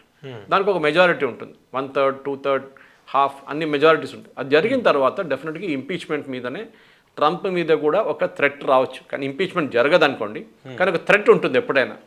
ఇప్పుడు మిడ్ టర్మ్ పోల్స్ ఎంత దగ్గరకు వస్తుందో Trump will become more paranoid. ఇప్పుడు చూడండి, ఆయన ఇంకా ఆల్మోస్ట్ ఒక పిచ్చి పట్టేస్ట్ అయిపోతుంది. ఎందుకంటే ఆయన ఏం చేయాలి, ఆయన టారిఫ్ పెట్టారు, పని చేయలేదు. ఆయన ఐస్ రేట్స్ చేస్తున్నారు, 2-3 చనిపోయారు, అది పెద్ద ఇష్యూ అయిపోయింది. ఇప్పుడు మిగతా దేశాలు అందరినీ ఆయన ఒక హేట్ ఎలిమెంట్గా క్రియేట్ చేసుకో, ఒక్క దేశం కూడా లేదు ఆయనతో ఫ్రెండ్లీగా ఉన్నది. కొంతమంది ఉన్నారు లేదు, పాకిస్తాన్ లాంటి చెంచాలు ఉన్నారు కొంతమంది, వాళ్ళకి ఏం లేదు, డబ్బులు లేదు, అడుక్కొని తింటున్నారు వాళ్ళు.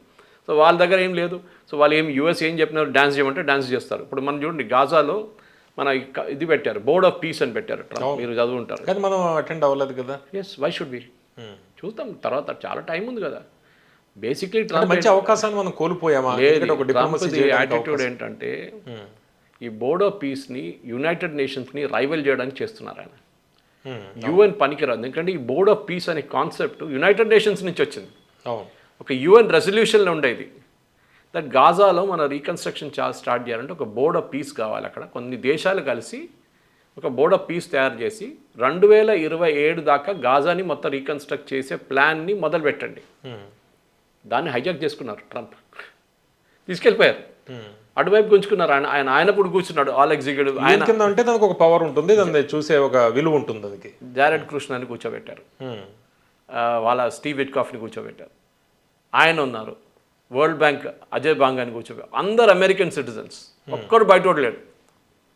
ఏమనంటే నాకు వీటో పవర్ ఉంది అంటున్నాడు. మీరు ఏ రెజల్యూషన్ పాస్ చేసినా కానీ నేను వీటో చేస్తాను, నువ్వు వచ్చి ఆ చైర్ మీద కూర్చోవాలంటే $1 బిలియన్ ఇవ్వాలి నాకు అంటున్నాడు. ఎందుకండి ఇది $1 బిలియన్ అంటే మనం భారతదేశం లాస్ట్ ఇయర్ యునైటెడ్ నేషన్స్కి ఇచ్చిన డబ్బులు కన్నా 26 times మోర్ అమౌంట్.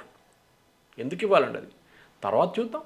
గాజా నేను 5 స్టార్ హోటల్ కడతారు, అక్కడ రిసార్ట్ కడతారు. ఆయన చెప్పారు చూడండి, ఫస్ట్ మెడిటరేనియన్ రిసార్ట్గా తయారు చేయాలి. వాళ్ళు ఫస్ట్ అగ్రీ చేయాలి కదా, అక్కడ ఉన్న ప్రజలు అగ్రీ చేయాలి కదా, హమాస్ అగ్రీ చేయాలి కదా. ఎవరినో తీసుకొచ్చి కూర్చోబెట్టాడు, అది పాలస్టీన్ అథారిటీ ఇచ్చి. ఆయనకి అథారిటీ కూడా లేదు, ఆఫీస్ నుంచి బయట కూడా దిగలేడు. పాకిస్తాన్ టర్కీని తీసుకొచ్చి ఆ రోజు నేను చెప్పాను, ఇప్పుడు కాదు, ఒక 20 రోజుల ముందు నేను చెప్పాను ఒక statement, I don't remember which channel. I said ఈ టర్కీని పాకిస్తాన్ తీసుకొస్తే దాని ఫస్ట్ రఫా క్రాసింగ్ ఓపెన్ చేయమని చెప్పి ఆర్డర్ ఇచ్చారు US president Trump. I was Rafah crossing to be, Rafah అంటే ఈజిప్ట్ అండ్ గాజా నడిమిట్లో ఉన్న క్రాస్, అక్కడి నుంచి హ్యూమానిటేరియన్ ఎయిడ్ అంతా వస్తుంది. ఓపెన్ అప్ చేసేస్తారు ఇజ్రాయెల్, నేను చెప్పేశానని చెప్పారు. ఇజ్రాయెల్ నిన్న కూడా స్టేట్మెంట్ ఇచ్చారు, ఎవ్వడు తెరవాడు, మేము చూసుకుంటాం అది. అక్కడ టర్కీ పాకిస్తాన్ ఉన్నదాకా మేము ఓపెనింగ్ని, రఫా ఓపెనింగ్ని మేము ఓపెన్ చేయమని చెప్పేశారు. ఇది ఐ ప్రెడిక్టెడ్ దిస్, ఎందుకంటే ఇజ్రాయెల్కి వాళ్ళ సెక్యూరిటీ చాలా ఇంపార్టెంట్. వాళ్ళకి అన్నిటికంటే పెద్ద థ్రెట్ టర్కీ. ఇప్పుడు ఇరాన్ కాదు, ఇరాన్ పోయింది, Iran is completely out of the game. హూతీలు లేరు, హమాస్ లేరు, హెజ్బుల్లా లేరు. ఇప్పుడు టర్కీ ఉంది. టర్కీని సిరియాలో కొడుతున్నారు ఎవరు? ఇజ్రాయెల్. వాళ్ళ టెర్రరిస్ట్ గ్రూప్స్ని కొడుతున్నారు ఇండైరెక్ట్గా. టర్కీ ఏమో అక్కడ సొమాలీలాండ్లో వెళ్ళి ఆడుకున్నారు, సొమాలియాని సపోర్ట్ చేస్తే ఇజ్రాయెల్ వెళ్ళి సొమాలీలాండ్ని రికగ్నైజ్ చేశారు. అది ఇంకో స్టోరీ జియో పాలిటిక్స్లో. సో లోకంలో అదే టైంలో యూఐ చూడండి, యూఐ నిన్న ఒక స్టేట్మెంట్ ఇచ్చారు, మా వైపు నుంచి, మా ఏరియా నుంచి, మా ఎయిర్ స్పేస్ నుంచి ఒక్క ఎయిర్క్రాఫ్ట్ కూడా ఇరాన్ వైపు వెళ్ళదు. ఎందుకంటే సౌదీ అరేబియా వెళ్ళాలంటే ఇరాన్ వైపు, వీళ్ళ వైపు యూఐ పై నుంచి వెళ్ళాలి. Sir they said no, we will not allow. So everywhere ఇప్పుడు మన అలయన్స్ పార్ట్నర్స్ చూడకుండా మన ట్రేడ్ పార్ట్నర్స్లో number 1 is US, number 2 is China, and number 3 is UAE. ఆలోచించండి, యూఏఈలో ట్రేడింగ్ పోస్ట్ అది. లోకం అంతా యూఏఈకి వస్తారు. బంగారం సౌత్ ఆఫ్రికా నుంచి వస్తుంది, యూఏఈలో వస్తుంది, అక్కడి నుంచి ట్రేడ్ అవుతుంది, అక్కడి నుంచి మిగతా ప్లేస్కి వెళ్ళిపోతుంది. వాళ్ళు బంగారం తవ్వి తీయట్లేదు ఎక్కడి నుంచి, వాళ్ళ దగ్గర ఆయిల్ కూడా లేదు, ఏదో ఒక ఎమిరేట్లో ఆయిల్ ఉంది అంతే. Dubai is a pure trading post, Abu Dhabi కూడా అంతే. సో మీరు అట్లాంటి పరిస్థితుల్లో కొత్త దానికోసం మొన్న సడన్గా మోదీ గారిని గడవడానికి వచ్చారు. 7 గంటల ఫ్లైట్, 3:30 ఇటువైపు, 3:30 ఇటువైపు, 1.5-2 గంటల కోసం వచ్చారు. ఆయన ఎందుకు వచ్చారు? ఎక్కడి నుంచో వచ్చేటప్పుడు దిగలేదు, ట్రాన్సిట్ కాదు, దానికోసం వచ్చి సంతకం ఏదో మాట్లాడి సంతకం చెప్పి ఏదో చేసేసి వెళ్ళిపోయారు. ఏం జరిగిందో మనకు తెలియదు. బయట చూపించింది ఇంకో గేమ్, లోపల జరిగింది వేరు. లోపల జరిగే మాటలు వేరు. వాళ్ళు 1-to-1 గంట సేపు మాట్లాడుకున్నారు, ఎవ్వరు లేకుండా. మోదీ అండ్ షేక్ జయాన్ ఇద్దరు మాట్లాడుకున్నారు. ఏం మాట్లాడారో మనకు తెలియదు. షేక్ అల్ నయాన్ ఏం మాట్లాడారు, మోదీ గారు ఏం చెప్పారు, వీ డోంట్ నో. సో లోకంలో ఇట్లాంటి పరిస్థితుల్లో రేపు మనం యూఐ వైపు తిప్పేయచ్చు బిజినెస్ అంతా. ఆఫ్టర్ యూరోపియన్ యూనియన్ మన యూఐతో ఒప్పందం ఉంది మనకి, అది కూడా మనం యూ కెన్ ఎక్స్ప్లాయిట్ ఇట్. ఆస్ట్రేలియాతో ఉంది, ఆఫ్రికన్ యూనియన్తో సైన్ చేయబోతున్నాం. అప్పుడు యూఎస్ని పక్కన పెట్టి మీకు నాకు అక్కర్లేదా నాయన అని చెప్పి పక్కన పెట్టేస్తున్నాం పేపర్. అంటే ఇప్పటికే భయపడుతున్నారు కదా భారతీయులు, ఎందుకంటే యూఎస్ తోటి రిలేషన్స్ సందబడుతున్నాయి. ఎందుకంటే ఈ గాజా విషయంలో పీస్ కమిటీలో మనం లేకపోవడము ఇవంతా కూడా, ప్లస్ ఆల్రెడీ వీసా మీద చాలా కఠినమైన నిబంధనలు ఉన్నాయి. టారిఫ్ విషయంలో కూడా చాలా సీరియస్గా ఉన్నాడు ట్రంప్. ఒకసారి టారిఫ్ విధిస్తామంటున్నాడు, పెంచుతామంటున్నాడు, ఒకసారి కామ్గా ఉంటున్నాడు. ఇటువంటి నేపథ్యంలో ఇండియన్స్కి జరగబోయే ప్రమాదం ఏదైనా ఉందా? ప్రమాదం అని లేదండి. ఫస్ట్ ఆఫ్ ఆల్ ఈ వీసా ఇష్యూ మనం అర్థం చేసుకోవాలి. రేపు ఒక బంగ్లాదేశ్ వాడు వచ్చి మీ ఉద్యోగం తీసుకెళ్ళిపోతే మీరేమంటారు? వాళ్ళని కూడా తరిమి కొట్టమంటారా? మనతో అదే జరుగుతుంది. ఈ H-1B అనే వీసా ఒక స్పెసిఫిక్ కాజ్ కోసం జార్జ్ బుష్ తీసుకొచ్చిన ఒక రూల్ అది. అంటే అమెరికాలో ఉన్న టాలెంట్ దగ్గర మన ఇండియా నుంచి తీసుకొచ్చే టాలెంట్ వాళ్ళ దగ్గర లేదు. So we are replacing the American worker with an Indian worker. ఇది లాజిక్. దాన్ని H-1B అంటారు. మనం ఏం చేసామంటే ఆ రూల్ని చాలా మటుకు మనం ఫ్రాడ్ చేసాం దాన్ని. ఒకటి సర్టిఫికేట్ ఫ్రాడ్స్, రెండోది ఇన్కమ్ ఫ్రాడ్స్, మూడోది అక్కడున్న కంపెనీలు కూడా ఫ్రాడ్ చేశారు చాలా మటుకు. Out of the top 10 companies last year H-1B apply చేస్తుంది, దాంట్లో ఒకటే ఇండియన్ కంపెనీ ఉంది, TCS అట్ నెంబర్ 3. మిగతా అంతా 9 కంపెనీలు యూఎస్ కంపెనీలు. దాంట్లో 2 రీటైల్ కంపెనీలు, టార్గెట్ అండ్ వాల్మార్ట్. ఐటీ కాదు వాళ్ళు, అఫ్కోర్స్ వాళ్ళు ఐటీ డివిజన్ కోసం రిక్రూట్. H-1B అనగానే మనం ఎప్పుడు ఐటీ అనుకుంటాం, కాదండి. పూజారులను తీసుకెళ్లాలంటే అక్కడ గుడికి కూడా H-1B. ఉద్యోగ వీసా అంతే. నర్సెస్ని తీసుకెళ్ళాలంటే కూడా H-1B. కానీ నర్సెస్ అండ్ డాక్టర్స్ వాళ్ళు సపరేట్ చేసేసారు, ఎందుకంటే ఎసెన్షియల్ నీడ్ అది వాళ్ళకు. వాళ్ళ డాక్టర్ లేరు, నర్సెస్ లేరు, సో ఇండియా నుంచి తీసుకెళ్తారు. H-1B కింద రాదు, అది ఎఫెక్ట్ కూడా కాలేదు చూడండి. దట్ ఇస్ స్టిల్ ఇప్పుడు కూడా నర్సులు చాలామంది వెళ్తున్నారు యూఎస్కి ఒఫిషియల్లీ. ఇది మనం దీంతో మిక్సప్ చేయకూడదు, అది సపరేట్. అది ట్రంప్ ప్రెజర్ ఏంటంటే మాగా అంటే వాళ్ళ own make America great again క్యాంపెయిన్లో యూఎస్ ఉన్న ప్రజలు ఏం చెప్తున్నారంటే మాకు ఉద్యోగం లేదు, మా పిల్లలు కాలేజ్ నుంచి చదువుకొని బయటకు వస్తే ఎవడో ఇండియా నుంచి వచ్చి వాళ్ళు ఉద్యోగం తీసుకెళ్ళిపోతున్నారు. అదేంటి ఇట్లా చేస్తున్నారండి? ట్రంప్ మీద ప్రెషర్ పెట్టారు. So Trump naturally reacted. Trump కాదు, రేపు ఏ యూఎస్ ప్రెసిడెంట్ అన్నది ఎట్లా రియాక్ట్ చేస్తారు? ఎందుకంటే వాళ్ళ ఓటింగ్ ఆడియన్స్ అది. ఆ ఓటింగ్ ఆడియన్స్కి ఉద్యోగం లేకుండా వాడు మీకు ఎందుకు ఓటేస్తాడు? ఇండియాలో కూడా అదే కదా, రేపు బంగ్లాదేశ్ వాడు వచ్చి ఉన్న ఉద్యోగం అంతా ఎత్తుకపోతే మనం వాడిని కొడతాం. ఇప్పుడు కూడా నడుస్తుంది అది. రోహింగ్యాలు ఉన్నారు బంగ్లాదేశ్, వాళ్ళు కొడుతున్నారు. ఇది మనం కూడా అదే చేస్తున్నాం. మీరు లీగల్గా వెళ్తే ప్రాబ్లం లేకుండా H-1B అని ఇండియా మీద ఒకటే టార్గెట్ కాదు, కానీ 70% H-1B ఇండియా వాళ్ళకే ఇష్యూ చేశారు. అది ప్రాబ్లం. చైనీస్ కూడా ఉన్నారు, మిగతా దేశాల నుంచి ఉన్నారు. కానీ మన వైపు నుంచి మనం లీగల్గా వెళ్తే ప్రాబ్లం లేకుంటుండే. ఇప్పుడు ప్రాబ్లం ఎక్కడ వచ్చిందంటే మనం చాలా మటుకు అక్కడ ఉన్న అటార్నీస్ని యూజ్ చేసి వాళ్ళని వీళ్ళని యూజ్, అందరిని చెప్పట్లేదు నేను, కానీ చాలా మటుకు there was fraud which we should agree. ఎవడు ఫ్రాడ్ చేశారు వాళ్ళని పంపించేసేయండి వాపస్, మాకు ప్రాబ్లం లేదు. మన పిల్లలు జెన్యున్గా వెళ్ళినాయండి. ఇప్పుడు యూఎస్ యూనివర్సిటీస్ కూడా వెళ్ళలేకపోతున్నారు, అడ్మిషన్ లేదు, 70% పడిపోయింది వీసాలు. అయితే వాళ్ళ యూనివర్సిటీల మీద కూడా ఎడ్యుకేషన్ సిస్టమ్ లేకపోతే కూడా రన్ చేయడం అదంతా కూడా ప్రమాదంలో పడే అవకాశం ఉంది కదా. డెఫినెట్గా మన స్టూడెంట్ల ద్వారా నడుస్తున్నాయి కదా అక్కడ యూనివర్సిటీస్. పవన్ కుమార్ గారు, ఇది ఎట్లా నడుస్తుందంటే యూనివర్సిటీలు అక్కడ సబ్సిడైజ్ చేస్తారు. కెనడియన్ యూనివర్సిటీస్ తీసుకోండి, కొంత గ్రాంట్స్ ఇస్తారు వాళ్ళకి. అది కాదు, కెనడియన్ యూనివర్సిటీస్ తీసుకోండి, యూఎస్ పక్కన పెడతాం. యూఎస్లో టాప్ యూనివర్సిటీస్ ఎవరు ప్రాబ్లం లేదు వాళ్ళకి చాలా మటుకు పెద్ద ఎండోమెంట్ ఫండ్ ఉంది వాళ్ళ దగ్గర. అది కొలంబియా ఉండొచ్చు, ఏల్ యూనివర్సిటీస్ ఉండొచ్చు, పెద్ద హార్వర్డ్ ఉండొచ్చు, MIT ఉండొచ్చు, గ్రాంట్స్ కూడా ఉంటాయి, కార్నెల్ ఉండొచ్చు. వాళ్ళకి చాలా పెద్ద యూఎస్ గవర్నమెంటే ఫండ్ చేస్తుంది వాళ్ళకి. ఓకే. ప్రాబ్లం ఎక్కడ వస్తుందంటే మనోళ్ళు వెళ్ళేది థర్డ్ రేట్ యూనివర్సిటీస్కి, పేరు కూడా ఉండదు దానికి, నేమ్ బోర్డు కూడా ఉండదు. క్లాసులు వారానికి ఒక క్లాస్ ఉంటుంది, వాడితో ఆన్లైన్ నేర్చుకోరా అంటారు. వాడు ఎందుకు వెళ్తున్నాడు అంటే బేసిక్లీ అక్కడ వెళ్ళి చదువుకున్న తర్వాత ఒక H-1B ట్రై చేస్తాడు, దాని తర్వాత H-1B వస్తే దాని తర్వాత OPT ట్రై చేస్తారు, రిటర్న్ రాడు. ట్రంప్ ఏమంటున్నారు, మీరు చదువుకోవడానికి వచ్చారా? Yes, now get out, after learning leave. OPT ఉంది కదా, తర్వాత వాళ్ళు చేసుకోవచ్చు. ఓపీటీ రావాలని లేదు, కంపల్సరీ లేదు. ఇప్పుడు ఇవ్వట్లేదు, యూఎస్ కంపెనీస్ ఓపీటీ ఇవ్వట్లేదు ఇప్పుడు. వాళ్ళు భయపడుతున్నారు. ఆ 5 yearsలో అది ఉంటుంది కదా. 5 years తర్వాత OPT, 2 years you can go for OPT. కానీ అది కూడా ఇప్పుడు యూఎస్ కంపెనీస్ చాలా మంది భయపడుతున్నారు. మా ఫ్రెండ్స్ వాళ్ళ చాలామంది పిల్లలు అక్కడ ఉన్నారు, వాళ్ళు అదే అంటున్నారు, ఓపీటీని రిజెక్ట్ చేస్తున్నారు, ఓపీటీని రిసెండ్ చేస్తున్నారు, ఓపీటీ తగ్గించేస్తున్నారు అని చెప్పేసి. So they are force to come back. So ఇప్పుడు మనం రివర్స్ బ్రెయిన్ డ్రైన్ అంటాం మనం. కానీ అమెరికన్ డ్రీమ్ అనేది మన ట్రేడ్ డీల్స్తో సంబంధం లేదు. అది మనం అర్థం చేసుకో. రేపు మనం సంతకం పెట్టారనుకోండి ట్రేడ్ డీల్స్ మీద, అంటే ఇదంతా విత్డ్రా చేస్తాడో చేయరు.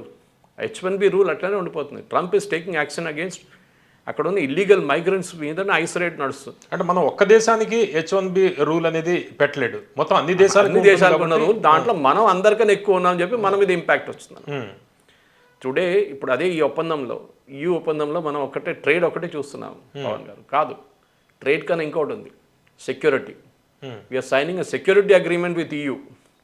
ఓకే, అంటే మనం యుద్ధం కానీ మిగతా డిఫెన్స్ ప్యాక్ట్ కానీ ఇండియాలో డిఫెన్స్ మ్యానుఫ్యాక్చరింగ్ చేయడానికి కానీ అది సపరేట్ ఉంటుంది. ఆ ఒప్పందం కూడా దీంట్లో ఉంది. దట్ టుమారో రేపు మన రఫాల్ షెల్ ఇక్కడ తయారు చేస్తున్నాం హైదరాబాద్లో, ఆడిపట్లలో, టాటా వాళ్ళు జాయింట్ వెంచర్గా డసా ఏవియేషన్తో. అప్పుడు షెల్ మొత్తం తయారు చేసి, అంటే ఎయిర్క్రాఫ్ట్ బయట మొత్తం బాడీ మొత్తం తయారు చేసి ఫ్రాన్స్కి తీసుకెళ్ళిపోతారు. ఇంజిన్ సాఫ్రాన్లో తయారు చేస్తున్నారు. Saffron is one who puts engines in to రఫాల్. హైదరాబాద్లో వాళ్ళ యూనిట్ మొదలైంది, మోదీ గారు ఇనాగ్రేట్ చేశారు ఒక నెల ముందు. ప్రతిరోజుకి ఒక ఇంజిన్, 300 ఇంజిన్ సంవత్సరానికి, అంటే హాలిడేస్ తీసేస్తే ప్రతిరోజు ఒక ఇంజిన్. అది ఇక్కడ ఉంది. స్కిరాస్కి హెలికాప్టర్ అమెరికాస్ నెంబర్ 1 అని చెప్పొచ్చు. దాని బాడీ మొత్తం ఇక్కడ హైదరాబాద్లో తయారవుతుంది, ఫ్యూస్లాజ్ అంతా. బోయింగ్ వింగ్స్, పెద్ద బోయింగ్ వింగ్స్ ఎయిర్క్రాఫ్ట్ ఇక్కడ తయారవుతుంది టాటా వాళ్ళ దగ్గర. మ్యానుఫ్యాక్చరింగ్ ఇక్కడికి రావాలి. నేను చెప్పాను చూడండి, 6,000 కంపెనీలు ఉన్నారు యూ కంపెనీస్ ఉన్న ఇండియాలో. వాళ్ళు దాన్ని 12,000గా పెంచేస్తారు ఈజీగా. అంటే సురేష్ గారు, ఇప్పుడు ఇందాక వీసాల గురించి చెప్తున్నారు, దాని కంటిన్యూషన్ తీసుకుంటే ఇప్పుడు వీసా స్లాట్ అంటే మళ్ళీ ఇండియాకి వచ్చేసిన వాళ్ళు మళ్ళీ వెళ్ళాలి అంటే వీసా స్లాట్లు నెక్స్ట్ ఇయర్ దాకా లేవండి. 22 డెలిబరేట్ అండి, అది deliberate. So that you will give up your plan అని చెప్తారు. పోతే పోయింది యూఎస్, నేను యూరోప్కి వెళ్తా అంటారు. ఎందుకంటే వాళ్ళు సోషల్ అకౌంట్లు కూడా చెక్ చేస్తారు. అదంతా ఉంది. ఇప్పుడు ఒప్పందంలో మ్యాన్ పవర్ కూడా చాలా మటుకు, మనం ట్రేడ్ గురించి మాట్లాడాం, సెక్యూరిటీ గురించి మాట్లాడాం, మూడోది మూవింగ్ టాలెంట్ మూవ్ చేయడానికి ఫెసిలిటేట్ చేస్తున్నారు EU డీల్లో. దాంట్లో అంటే మన పిల్లలకి వీసా ఇవ్వడము, అక్కడ వెళ్ళి చదువుకోవడానికి. ఇప్పుడు మన లేటెస్ట్ ఫిగర్స్ నాకు ఎగ్జాక్ట్ గుర్తులేక నిన్న నేను చూసినప్పుడు మన వైపు నుంచి అక్కడ ఉన్న వాళ్ళు ఆల్మోస్ట్ క్లోజ్ టు 9,36,000 మంది ఉన్నారు అక్కడ. 9,36,000 మంది EU కంట్రీస్లో పనిచేస్తున్నారు ఇండియన్ సిటిజన్స్. అప్పుడు ఆలోచించండి, దీని నంబర్ ఈజీగా పెంచుకోవచ్చు మనం. షెంజన్ వీసాస్ కొంచెం రెస్ట్రిక్షన్స్ ఉంది, దాన్ని కొంచెం ఈజీగా కొంచెం లూజన్ చేయొచ్చు. మన వైపు నుంచి యూరోపియన్ యూనివర్సిటీస్కి వెళ్ళే పిల్లలు, ఫర్ ఎగ్జాంపుల్ మనం టెక్నాలజీ గురించి మాట్లాడుతున్నప్పుడు వరల్డ్లో నెంబర్ 1 టెక్నాలజీ కంట్రీస్ US అంటాం, కరెక్ట్. వాళ్ళకి ఎప్పటి నుంచి అడ్వాంటేజ్ ఉంది, మైక్రోసాఫ్ట్ వాళ్ళ దగ్గర, ఆరకిల్ వాళ్ళ దగ్గర, అన్ని వాళ్ళ దగ్గర ఉంటుంది. ఫార్చ్యూన్ 100 కంపెనీస్లో చాలా వీళ్ళందరూ అక్కడ ఉన్నారు. కానీ number 2 country in terms of technology is Denmark. మనం మర్చిపోతున్నాం. మన యూరోప్ గురించి అసలు టెక్నాలజీ అనగానే యూరోప్ ఎక్కడ అంటున్నాం, మ్యాక్సిమం ఇజ్రాయెల్ గురించి అంటాం. Israel is not a part of Europe. So కానీ టెక్నాలజీ యూరోప్లో లేదు, కానీ యూరోప్లో ఉంది టెక్నాలజీ. మన పిల్లలు కొత్తగా ఆప్షన్గా యూరోప్ కూడా చూసుకోవచ్చు. Alternative destination, quality of life is also equally good. కానీ మన వైపు ప్రాబ్లం ఎక్కడ వస్తుందని నేను అన్ని ఫోరమ్స్లో మాట్లాడుతుంటాను. ఇది బహుశా చాలామంది మన ప్రేక్షకులు కూడా బోర్ కొడుతుందేమో ఇప్పుడు. చాలా ఇంట్రెస్టింగ్ అండి, ఈ వీడియో కూడా చాలా మంది చూస్తారు, ఎందుకంటే స్టూడెంట్లు కూడా చాలా చూస్తారు. దీని గురించి చెప్పండి. ఇప్పుడు ఆల్టర్నేట్ US వీసా కాకుండా ఆల్టర్నేట్ డెస్టినేషన్స్ ఏమున్నాయి? Europe definitely with this opening up మీరు యూరోప్కి 2027 నుంచి ప్లాన్ చేసుకోవచ్చు మీ కెరియర్స్. ఎందుకంటే చాలా మటుకు ఎడ్యుకేషన్ సెక్టర్ కూడా దీంట్లో ఓపెన్ అప్ అయిపోతుంది. ప్లస్ ఇప్పుడు డీల్ కూడా ఉంది కాబట్టి కొద్దిగా ఫ్రెండ్లీగా ఉంటుంది. Yes, correct. అండ్ మనం ఆల్రెడీ UKతో సైన్ చేసుకున్నాం. కానీ అక్కడ కూడా వెళ్ళి ఇది మిస్యూజ్ చేయకండి. నిన్న వచ్చిన రిపోర్ట్ చూసుంటారు మీరు, ప్రతి నెల 36,000 మందిని ఇండియన్స్ని పట్టుకుంటున్నారంట US బార్డర్లో ఎప్పుడు కూడా. This is the sad fact of life. ఎందుకు? In fact I put it on my Facebook. మన ఆ నంబర్ కూడా చాలా షాకింగ్గా ఉంది. ఎందుకు మన ఇంత అయిన తర్వాత కూడా ఇల్లీగల్గా ఎందుకు US ఎంటర్ చేయడానికి ట్రై చేస్తున్నారు? ఎందుకు? ఒకసారి మిమ్మల్ని పట్టుకుంటే జైలు వేసేస్తారు వాళ్ళు. 10 సంవత్సరాలు, 15 సంవత్సరాలు, 20 సంవత్సరాలు మీరు జైల్లోనే ఉండిపోతారు మీరు. ఇది బాధ అన్నమాట. ఇది మన వాళ్ళు అర్థం చేసుకుంటలేరు. ఇప్పుడు కూడా అక్కడికి వెళ్తాను, నేను USకి వెళ్తాను, ఆ US డ్రీమ్ ఇంకా ఉంది.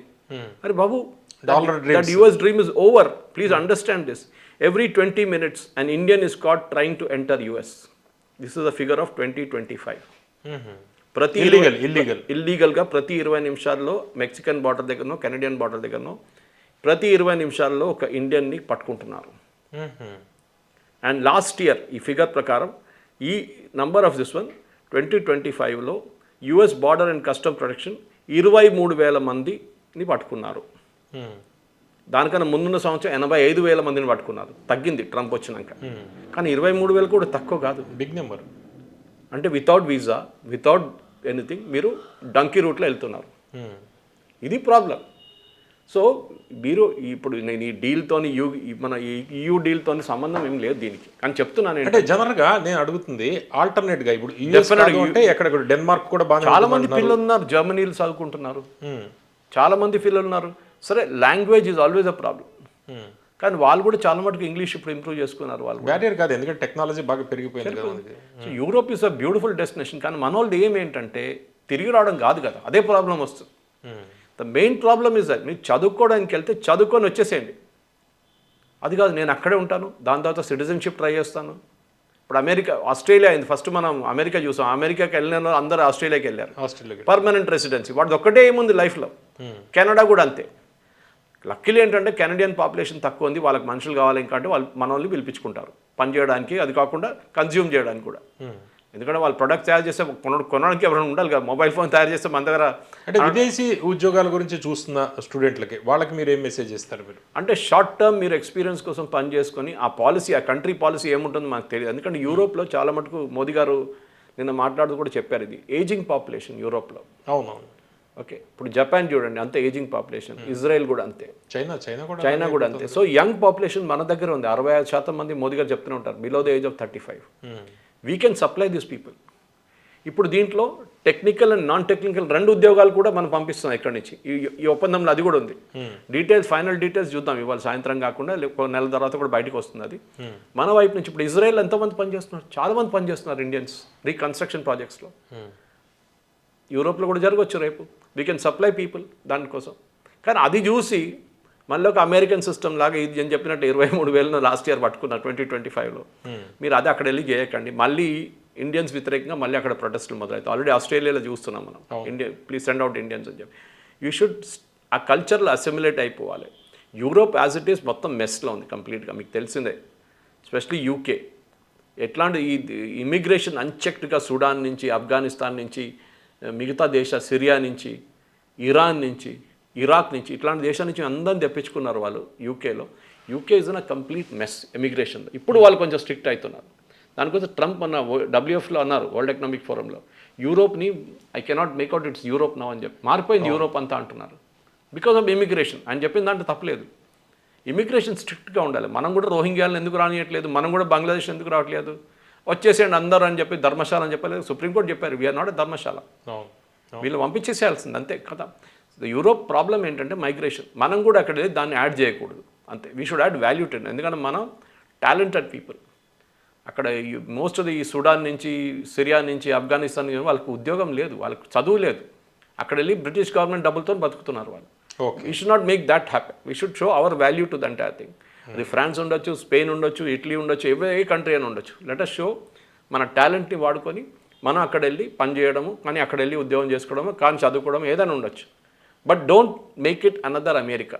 అది నేను చెప్తున్నాను.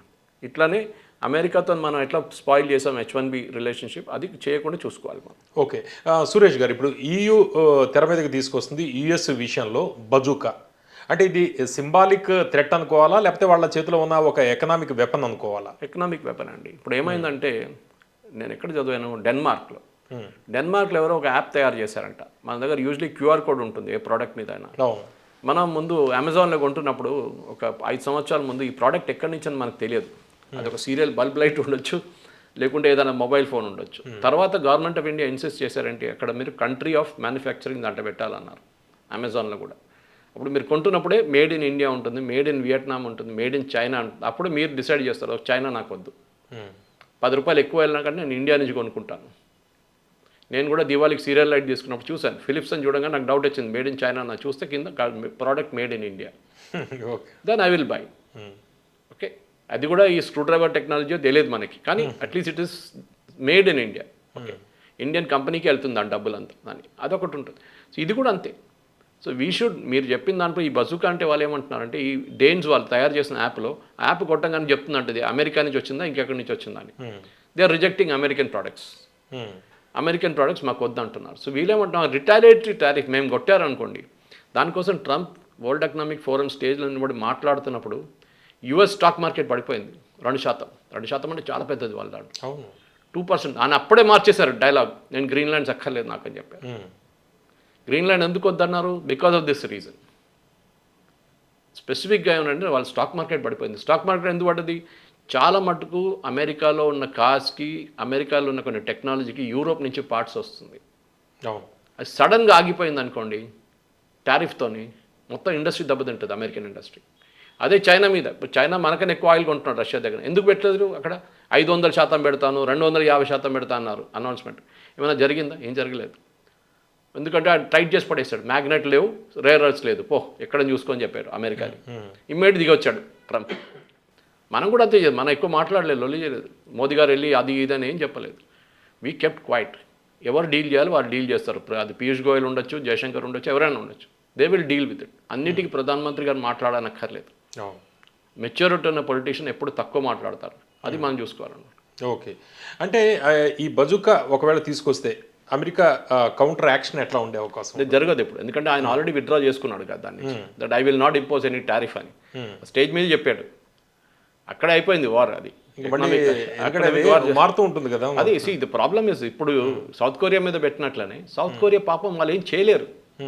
Even though they economically very powerful, ship building నా #1, ఎలక్ట్రానిక్స్లో చాలా అడ్వాన్స్డ్గా ఉన్నారు, అన్నిట్లో వాళ్ళకు ఉంది. కానీ చూడండి ఒక నేషన్, అదే స్వామి వివేకానంద చెప్పారు చాలా సంవత్సరాల ముందు, స్ట్రెంగ్త్ రెస్పెక్ట్ స్ట్రెంగ్త్. మీకు మీ దగ్గర బలం ఉంటేనే మిమ్మల్ని రెస్పెక్ట్ చేస్తారు. వీక్ ఉన్న వాళ్ళని మొత్తం ఫినిష్ చేసి. అంటే ఒకవేళ EU US మీద ట్రేడ్ వార్ లాంటిది వస్తే ఇది గ్లోబల్ మార్కెట్ మీద ఎట్లా ప్రభావం? జరగదు. ఎందుకంటే ఇప్పుడు EU ఏం చేస్తున్నారు, భారత్ వైపు వస్తున్నారు.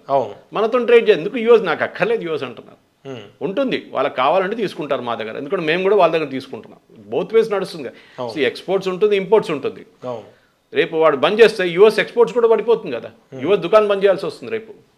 సో జరగదు. సో ఇప్పుడున్న పరిస్థితుల్లో ఆ ట్రేడ్ వార్ ఉండదు. కానీ వీళ్ళు రూట్ మార్పు వేసుకుంటారు, వాళ్ళ ప్రొడక్ట్స్ ఇండియాలో అమ్మడానికి ట్రై చేస్తున్నారు. అమెరికా రేపు ఏమైనా గొడవ చేస్తే మాకు సేఫ్గా ఉన్నాం, మాకు ఒక ఆల్టర్నేటివ్ డెస్టినేషన్ ఉంది. మనం ఏం చూస్తున్నాం, మనం యూఎస్ బంద్ చేసేసారు మన మార్కెట్, మనం ఇటువైపు వచ్చి యూరోప్లో అమ్మడానికి ట్రై చేస్తున్నాం. మనం కూడా అంతే చూస్తున్నాం అన్నమాట. Okay, thank you very much. Thank you very much.